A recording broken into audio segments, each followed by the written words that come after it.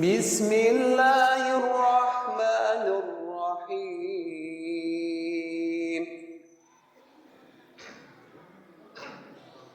Innal hamdalillah nahmaduhu wa nasta'inuhu wa nastaghfiruh wa na'udzu billahi min shururi anfusina wa min sayyiati a'malina. May yahdihillahu fala mudilla lahu wa may yudlilhu fala hadiya lahu. Asyhadu an la ilaha illallah wahdahu la syarika lahu wa asyhadu anna Muhammadan abduhu wa rasuluh. Allahumma shalli wa sallim wa barik ala abdika wa rasulika nabiyyina Muhammadin wa ala alihi wa ashabihi ajma'in, amma ba'd. Fa ya ibadallah, usini nafsi wa iyyakum bi taqwallah faqad fazal muttaqun. Faqala ta'ala iyyaka na'budu wa iyyaka nasta'in.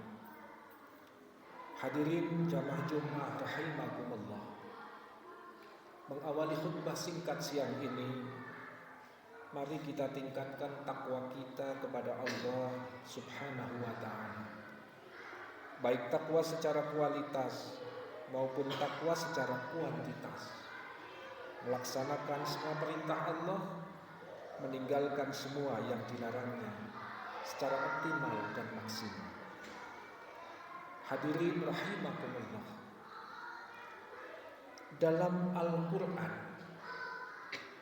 terdapat salah satu surah bernama Al-Mulk. Menurut Zamakhsyari dalam tafsir Al-Kasyaf, orang yang hafal dan rutin membaca surat Al-Mulk secara khusyuk dan tawadhu akan dijaga dan diselamatkan dari siksa kubur.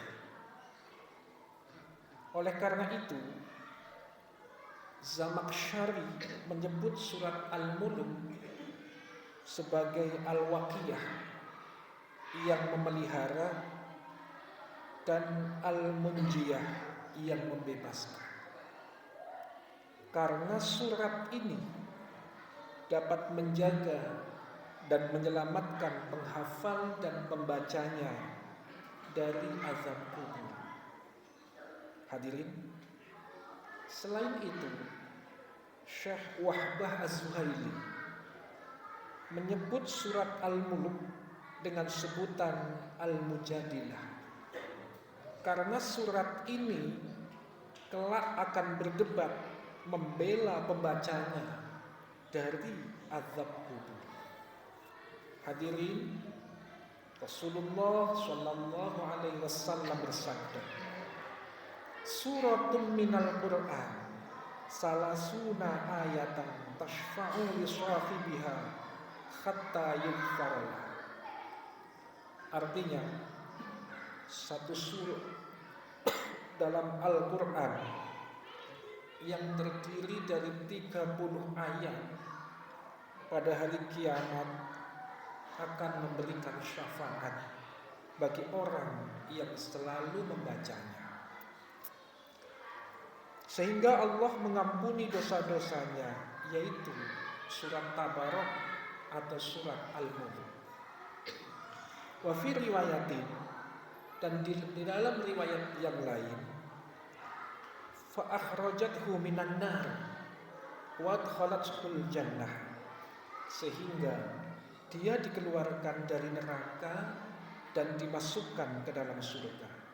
Hadis riwayat Abu Dawud, Tirmidzi, Ibnu Majah, Ahmad, Al-Hakim, dinyatakan sahih oleh Imam Hakim dan disepakati oleh Imam Az-Zahabi. Hadirin, dalam hadis yang lain, Rasulullah sallallahu alaihi wasallam bersabda dari Ibnu Mas'ud, ia berkata, seseorang didatangi malaikat di dalam kuburannya, lalu kedua kakinya didatangi.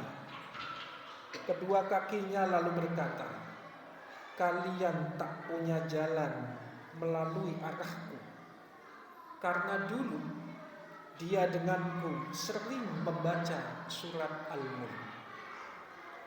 Lalu dia didatangi dari arah dada atau daerah perutnya.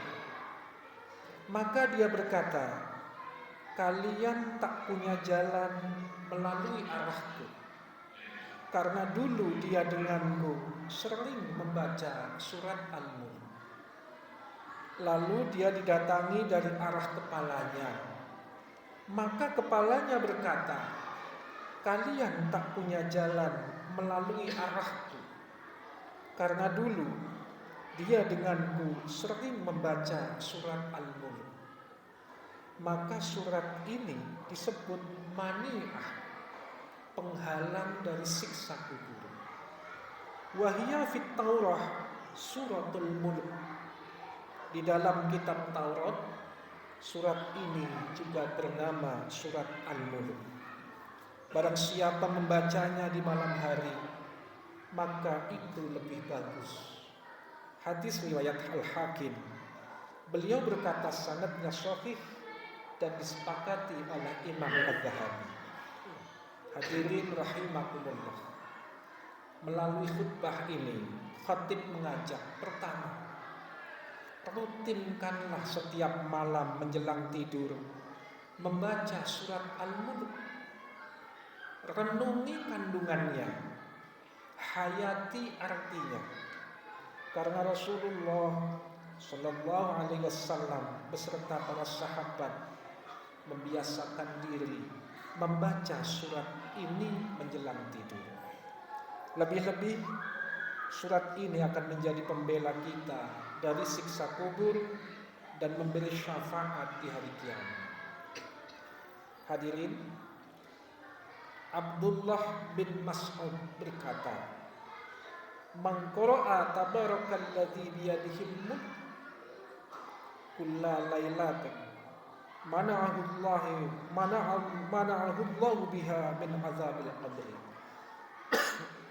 Barang siapa yang membaca surat Tabarak setiap malam atau surat Mulk, Allah melindunginya dari siksa kubur. Dan kami pada masa Rasulullah, kata Abdullah bin Mas'ud, menamakan surat ini dengan surat Mani'ah, berarti pelindung atau penghalang dari siksa kubur. Dia adalah salah satu surat dalam Al-Quran.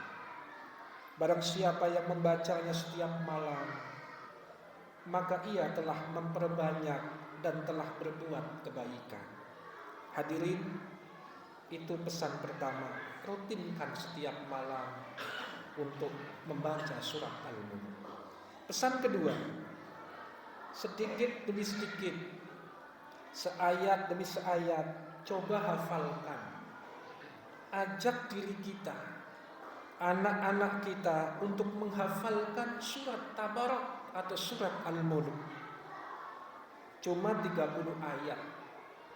Sebab di dalam riwayat Ibnu Abbas dijelaskan pula oleh Imam At-Tabrani dalam Mu'jam Al-Kabir, Nabi bersabda, "Lawadditu annaha fi qalbi kulli insanin min ummati."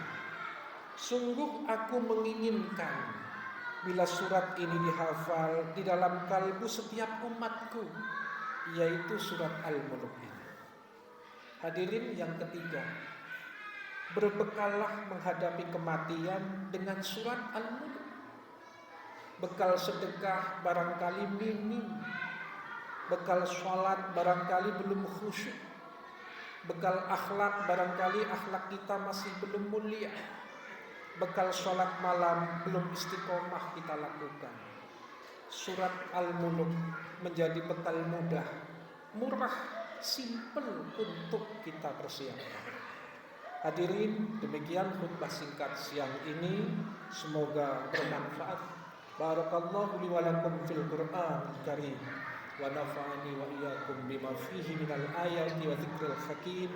Aqulu qawli hadza fastaghfiruhu innahu huwal ghafurur rahim.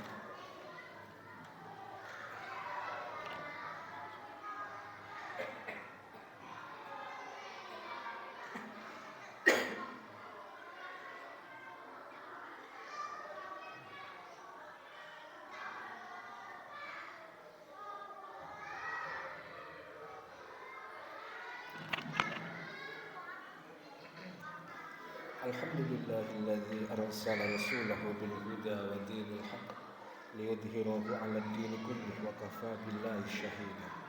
Asyhadu an la ilaha illallah wahdahu la syarika lah wa asyhadu anna Muhammadan abduhu wa rasuluh. Allahumma shalli wa sallim wa barik ala abdika wa rasulika nabiyyina Muhammadin wa ala alihi wa ashabihi ajma'in, amma ba'd. Fa ya ibadallah, usini nafsi wa iyyakum bi taqwallah faqad fazal muttaqin.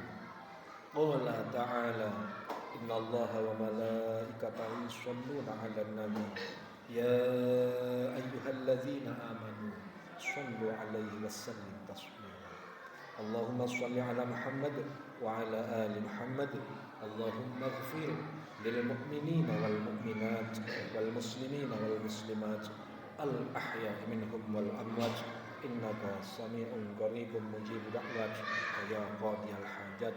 Rabbana zalamna anfusana wa in lam taghfir lana wa tarhamna lanakunanna minal khasirin. Rabbana atina fid dunya hasanah wa fil akhirati hasanah wa qina adzabannar. Alhamdulillahi rabbil alamin wa la dzikrullahi akbar. Aqim.